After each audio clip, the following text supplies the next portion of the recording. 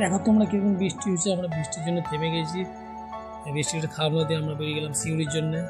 সিউড়িতে আমার দাদি অসুস্থ ভর্তি আছে, সেই জন্য আমরা বেরিয়েছি। আমরা চলে এলাম সিউড়ি সদর হসপিটালে।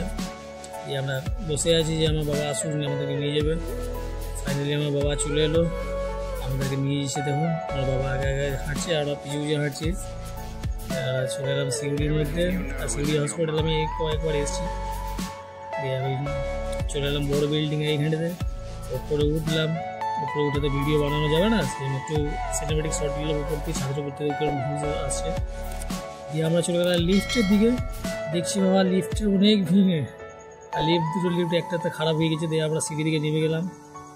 দেখো আমরা 6 তলার উপর থেকে সিঁড়ি দিয়ে নামতে নামতে নিচে চলে এলাম।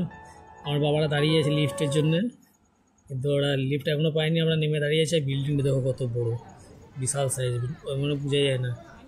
ফাইনালি আমরা দেখা হয়ে গেল, আমরা বাড়ি চলে এলাম। ভিডিওটা লাইক করে দিও প্লিজ।